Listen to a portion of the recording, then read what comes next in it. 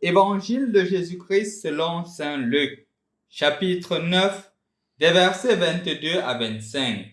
En ce temps-là, Jésus disait à ses disciples: Il faut que le Fils de l'homme souffre beaucoup, qu'il soit rejeté par les anciens, les grands prêtres et les scribes, qu'il soit tué et que le troisième jour, il ressuscite. Il leur disait à tous: Celui qui veut marcher à ma suite, qu'il renonce à lui-même, qu'il prenne sa croix chaque jour et qu'il me suive. Car celui qui veut sauver sa vie la perdra, mais celui qui perdra sa vie à cause de moi la sauvera.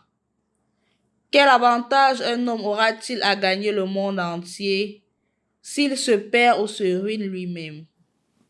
Au nom du Père et du Fils et du Saint-Esprit. Amen. Loué soit Jésus-Christ. Chers frères et sœurs dans le Christ, en ce jour, le Seigneur nous aide à comprendre davantage le temps de carême. C'est pour cela qu'aussi bien la première lecture du livre du Deutéronome que l'évangile que nous avons écouté nous aide à prendre conscience que c'est d'abord une question de choix. Se mettre à la suite du Seigneur. C'est pour cela que le Deutéronome, en son 30e chapitre que nous avons écouté, ou du moins qui fait l'objet de la première lecture en ce jour, nous fait comprendre que le Seigneur met devant nous le bonheur et la vie. Il y a aussi devant nous la mort et le malheur. Mais il nous invite à choisir le bonheur. Parce que le bonheur est le chemin qui conduit aux éternités. Le malheur nous conduit à la mort. Faisons un choix conséquent, faisons un choix substantiel. C'est pour cela alors que l'Évangile précise clairement que le Fils de l'homme doit souffrir, il doit mourir. Comme pour nous faire comprendre que le cheminement qui nous est présenté, ce n'est pas un cheminement où il y a seulement du bonheur. Il y a aussi des difficultés, mais des difficultés qui nous conduisent à un plus grand bonheur, des difficultés qui nous conduisent à l'éternité. Et donc, nous devrions en prendre conscience pour davantage nous approcher de Dieu. Parfois, je me demande, qu'est-ce qui s'est construit dans ce monde sans peine? Pour qu'un monsieur puisse construire sa maison, il doit s'abstenir. Il doit s'abstenir de tous ses désirs et d'épargner l'argent. Pour qu'un enfant puisse réussir à l'école, il doit s'abstenir des jeux vidéo, il doit s'abstenir de toujours regarder la télé et de se concentrer dans ses livres, dans ses cahiers. Pour qu'une maman puisse se concevoir, elle doit accepter de porter l'enfant pendant 9 mois.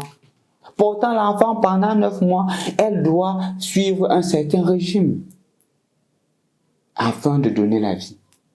Rien ne se fait sans peine. Et parfois, on est toujours en train de croire que la suite du Seigneur est une suite où il n'y a pas de difficulté. C'est faux.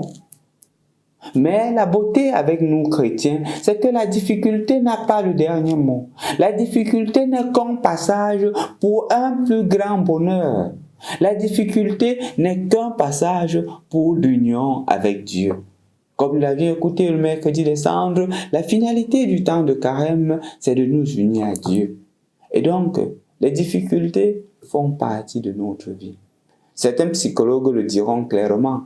Parfois, les maladies comme l'Alzheimer viennent comme conséquence des difficultés que nous avions eues et que nous n'avons pas pu les surmonter. Et quand Jésus nous appelle à voir les difficultés dans son sens positif, c'est une capacité de les surmonter, non plus seul, mais avec Jésus. Donc, mon frère, ma soeur, je voudrais qu'aujourd'hui tu prennes clairement conscience d'une chose.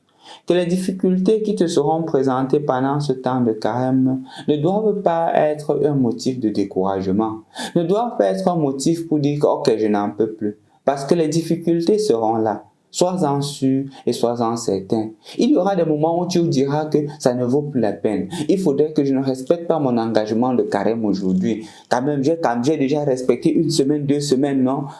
Le Seigneur te dit non.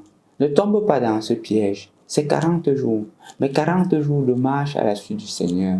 Et le Seigneur croit fermement que tu peux le faire. C'est pour cela qu'il dit, je mets devant toi. Parce que tu as la possibilité de choisir de vivre ce carême en état de grâce, en état de sainteté. Vis-le donc. Et de plus en plus, tu seras à l'image et à la ressemblance de Jésus qui t'a aimé, qui t'aime et qui t'aimera toujours. Bonne suite de cheminement de Carême. Au nom du Père et du Fils et du Saint-Esprit. Amen.